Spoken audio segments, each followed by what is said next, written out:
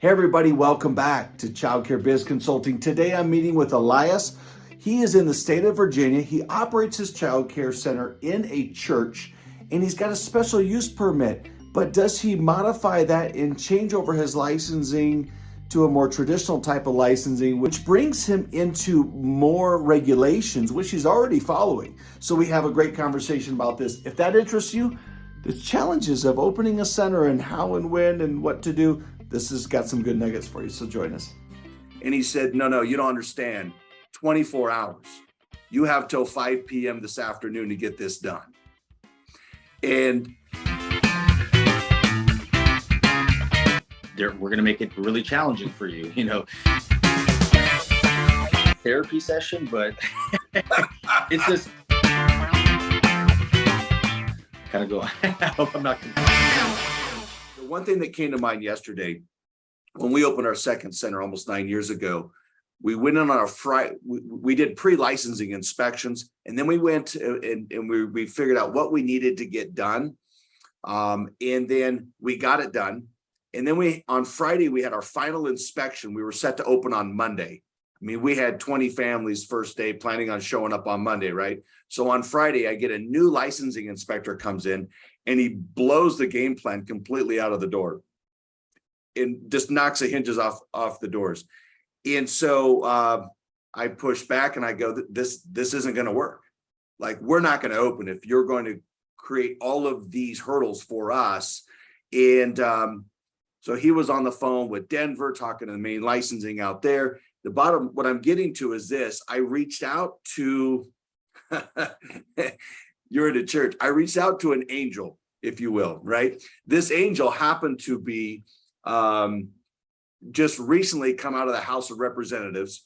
He was a current county commissioner and had a grandchild in that childcare center prior to me purchasing it and moving in.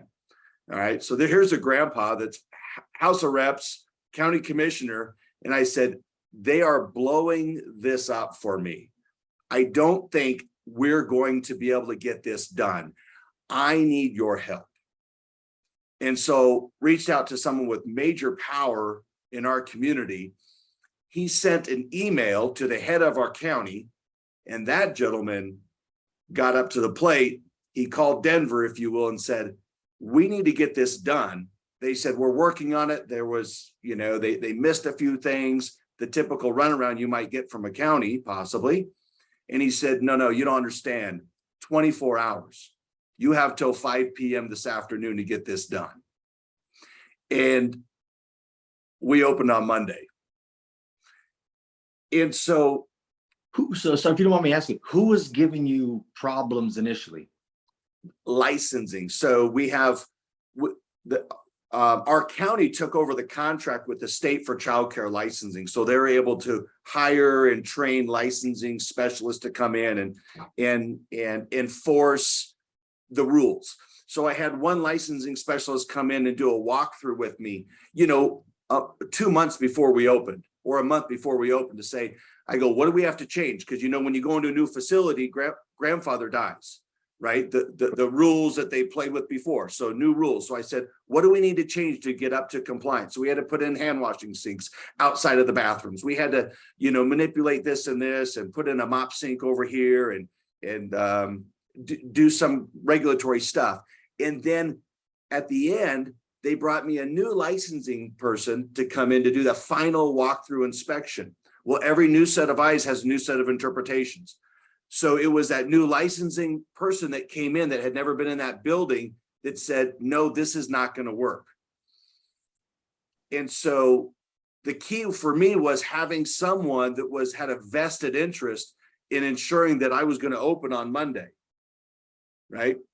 And again, county commissioner who called the county head guy, and now that guy's in charge of making sure childcare is thriving in our county. So he was vested.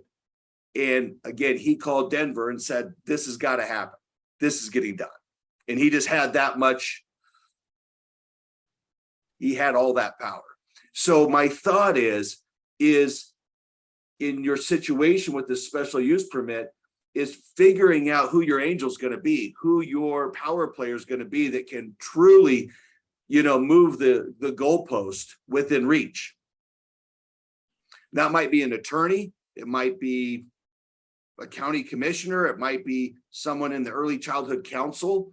It might be someone in licensing if you're tight with someone in there. But to network, to really figure out how to get that goalpost within reach, how to get you the answers that you truly need. Because we're in what we refer to as a childcare desert, right? Childcare, especially if you're providing care for infants through 2.5, that is a critical need for childcare. Figure out someone who's passionately aware of that will get in that trench with you and figure out how to get that special use permit, how to get it done immediately, and give you that final clarity on the idea of the religious exemption, one set of rules. You get away from that with the special use. Now you're regulated a little bit differently through licensing, and the pros and cons on that. I was gonna have to go back to the last email that I had with all the individuals from the county, and I think transportation department is the only department that wants me to have this checklist. Every other department is like, they're fine. We don't need any paperwork. We don't need any paperwork. We don't need paperwork. It's just the transportation department that's like, you're gonna have to do these things. And that's when I spoke with the pastor, who's the landlord, and he goes, well, if you move forward with this, you're not going to reap these benefits. And I'll be honest with you, Kirk, the fact that there isn't an inspector coming in and all this stuff, that's nice. That I feel good about that. No one likes having inspectors come. Everyone's walking on eggshells, although I am operating to standards. I'm not, they don't need the 16 hours a year training. They're getting 16 hours a year training. They don't need their CDA certificate. They'll have their CDAs. I have a director who's 15, 16 years corporate experience. We're trying to make it to the best center it can be, and I'm paying these teachers a lot, hopefully that'll, spread in the community. Like, hey, this is a good school here, because I think good parents want good care. It's like, if it's good care, then they will come, that's what I believe. Yeah. Now, if we do get the special use permit, Kirk, I'm afraid that the licensing is going to come in. They're going to say, well, yeah, you got your special use permit. Yeah, you can watch kids here, but then they're going to go nitpick all the little things because we don't have an egress in each classroom. I've talked to some other daycare center owners here who have several daycare centers in churches, and they're saying, be prepared to spend over $100,000 if you want to convert what's A1 to what would be B here in Virginia to be educational for daycare. Like, you'll be lucky to spend less than $100,000 because I guess in Virginia it's highly regulated. Like the ceiling needs to be a certain way, and the this needs to be a certain width. It's like, if you got a 70-year-old church, you're changing the whole building. And the church did say, look, we're not trying to turn this church into a daycare center. So, we're not interested in moving forward if you're trying to modify that much, nor they're going to support me financially. So I'm in this weird limbo where it's like, if I'm religious exempt, the county will leave me alone enough to let me do my thing. If I get the special use permit, I can watch 2.5 and under, which I do need at this point, especially because Virginia has a preschool program where if they're 3, they get free preschool. So parents are utilizing that, of course.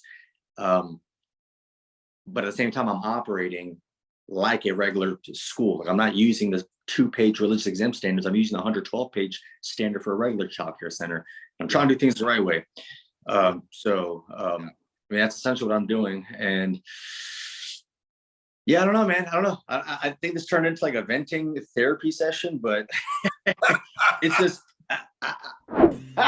Elias and I had a great conversation. It continued. We've got a part 2 and part 3 coming up. However, my advice as we continue is ask questions. Be the expert. Know everything about your business. Know everything about childcare. Know everything about preschool. Learn about the health regs. Learn about licensing and all the things that are involved in operating a childcare center in your program. Read the big book that they give you. You know how when you have a health insurance plan, they send you one and you're like, really? In the trash it goes. That's what I did with childcare rules and regs when I started. But wisely enough, I eventually pulled that back out, learned that. I learned it so much that I began realizing I knew some things that were in there that licensing or our new licensing people didn't realize. Anyway, the long and short of it is be the expert And that's what Elias is working on doing, man. He understands his business, he understands rules and regs, and that's going to serve him really well. So be the expert.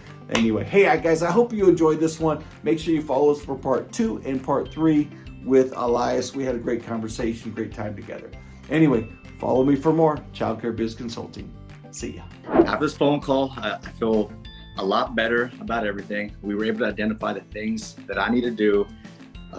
You're there, listening to me. You kept me on track. You realized the things that I'm kind of going through. We're able to relate to all the feelings that I'm feeling. And I'll be honest, I feel a lot better. I know what it is that I need to do. And that's essentially what I needed. So, and you're a really, really cool dude.